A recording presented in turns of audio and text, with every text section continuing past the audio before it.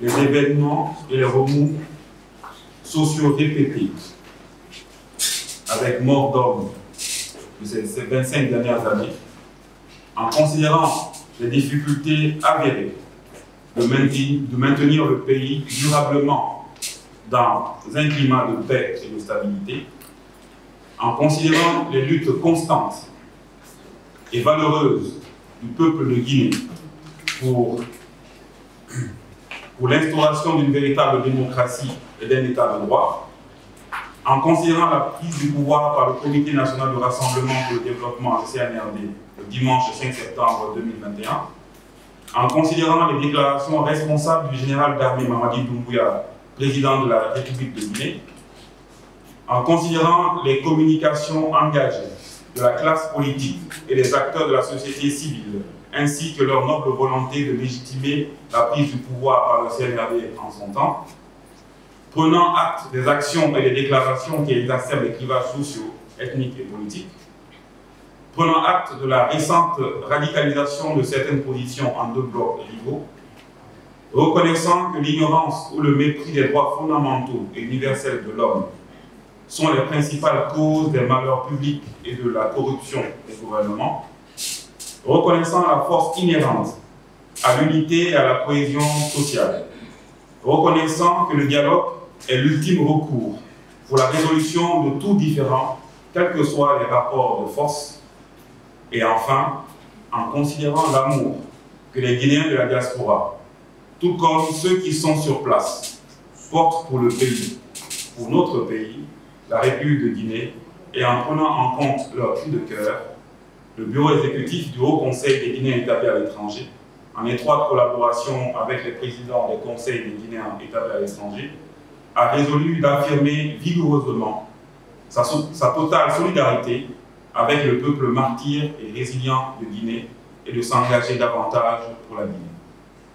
Je ne vais pas vous dresser un tableau de ce qui va ou de ce qui ne va pas.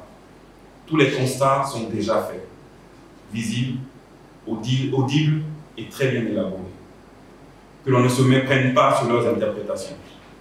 Il s'agit singulièrement pour nous de partager nos émotions, de formuler nos recommandations, de nous assumer et d'agir plus concrètement afin que la confiance entre les filles et les fils de Guinée se rétablisse.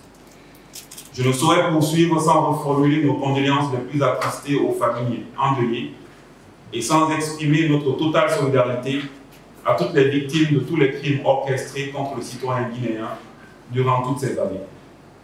Il faudrait mettre un terme à ces pertes en vie humaine. Nous ne voulons pas avoir l'impression que ces personnes disparues à jamais aient été sacrifiées pour rien. Nous ne voulons pas avoir l'impression que les luttes sincères menées par les leaders politiques ou les leaders d'opinion aient été menées en vain. Nous ne voulons pas avoir l'impression que les combats sincères menés par les acteurs de la société civile aient été menés pour rien. Nous ne voulons pas avoir l'impression que les risques pris par nos soldats, par nos femmes et hommes en uniforme aient été pris en vain. Nous ne voulons pas avoir l'impression que celles et ceux qui ont contribué à écrire éloquemment notre histoire commune l'aient écrite pour rien. L'histoire de nos civilisations, de nos royaumes, de nos empires, l'histoire de notre vaillante résistance à l'oppression coloniale, l'histoire de la quête de notre indépendance, bref, notre histoire politique contemporaine. Nous estimons que les multiples tentatives de réussir notre développement et notre pari démocratique se sont butées au conflit des égos qui ont fini par affecter notre compréhension de la cohabitation et du bon voisinage, au point où la richesse de notre pluralité ethno-culturelle et religieuse est en constante dévalorisation et est fondée et est foulée au sol avec le plus grand dédain. Nous devons réapprendre, chers compatriotes, à avancer tous ensemble. À ce niveau, il est important de rappeler que notre orgueil patriotique ne devrait être ni circonstanciel, ni sélectif, mais plutôt être l'expression permanente et soutenue de notre amour pour notre nation et pour nos concitoyens et notre volonté ardente de vivre dans la paix et la quiétude. En engageant des conversations ouvertes et respectueuses, nous pouvons combler les écarts, dissiper les stéréotypes et favoriser l'empathie. Le dialogue nous permettra de reconnaître nos points communs et de trouver des solutions pacifiques aux conflits ou de les prévenir.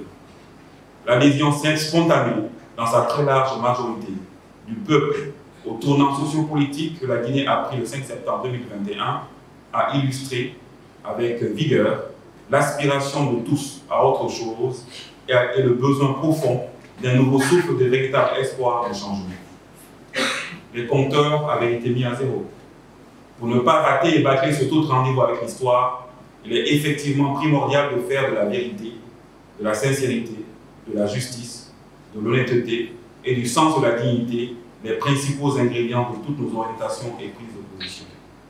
En même temps, il serait totalement absurde de se retrancher sur des positions de façon péremptoire, sans laisser de porte ouverte aux compromis et aux alternatives réalisables et adaptées en réalité. Chaque événement malheureux est l'occasion pour certains de tirer à boulet rouge sur les autorités ou de s'offrir en spectacle sur les réseaux sociaux comme si c'était là notre seul lieu de recours. Nous considérons que depuis le 5 septembre 2021, beaucoup de masques sont tombés et il a été permis aux Guinéens de mieux comprendre les enjeux auxquels nous devions collectivement faire face. L'occasion idéale de poser nos problèmes profonds et d'en trouver ensemble des solutions. Le retour à l'ordre constitutionnel ne devrait pas être précipité. L'état de droit tant rêvé aura besoin de garanties de survie, de sécurité et de stabilité.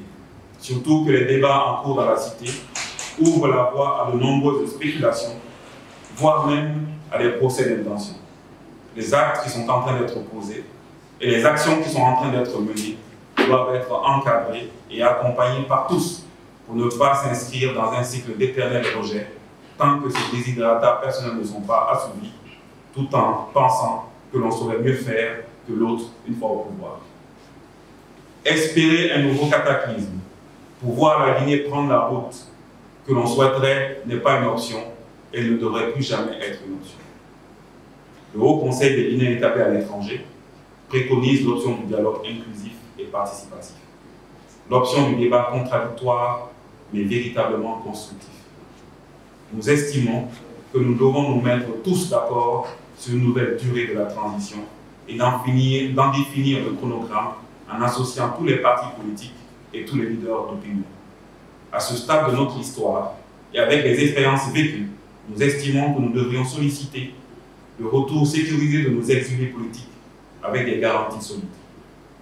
Solliciter la libération des acteurs politiques déchus, maintenant que leur profil est connu, et s'engager à accompagner les efforts de reconstruction et de refondation de notre nation engagés par nos autorités. En même temps, contribuer qualitativement au parachèvement de la rédaction de notre Constitution, au recensement correct de notre population et des électeurs, à l'organisation réussie du référendum pour l'adoption ou non de la dite Constitution, et des élections libres et transparentes qui consacreront le retour définitif à l'ordre constitutionnel. De nombreux défis sont à relever. Le processus de démocratisation de notre pays, qui prend à chaque fois un coup dur, ne peut être viable et crédible qu'en réinstaurant un climat apaisé, un dialogue franc et sincère entre tous les acteurs de la société civile et de la vie politique, bref, entre toutes les filles et tous les fils de la Guinée, dans le strict respect des droits de la République. Le général Mamadi Doumbouya et le CNRD en sont aujourd'hui les premiers garants. Nous en sommes tous à leur côté, je dis bien tous à leur côté, des dépositaires avérés. La force qui réside dans notre unité devrait être reconquise au détriment de l'opportunisme et de l'agitation qui caractérise depuis un certain temps le comportement de la majeure partie de nos compatriotes, malheureusement. La Guinée et sa diaspora doivent désormais s'inscrire dans un tout autre paradigme, celui de la définition et de l'exercice de la solidarité, de l'unité, de la cohésion sociale, de la responsabilité politique. Pour ce faire, le président du Haut Conseil des Guinéens établis à l'étranger engagera des démarches et des consultations auprès de la diaspora guinéenne et de tous les acteurs pour formuler des recommandations fortes et partagées dans le but de rétablir la confiance entre les enfants de la Guinée. Nous invitons à plus de sérénité et à plus de vigilance, tout en restant mobilisés autour des seules valeurs qui fondent, consolident et maintiennent une nation. Pour finir, le Haut Conseil des Guinéens établis à l'étranger remercie et encourage tous ceux qui militent, ici et ailleurs, citoyennement pour une justice sociale, une alternance politique démocratique responsable et éclairée. Le pays est en chantier. Le travail à faire est énorme, mais nous devons absolument nous assumer comme des hommes libres et égaux à tous les égards, dans le but de faire respecter nos différences et nos divergences et de fusionner nos potentialités dans le creuset du sursaut patriotique. Vive la diaspora guinéenne, vive le peuple guinéen, vive la Guinée.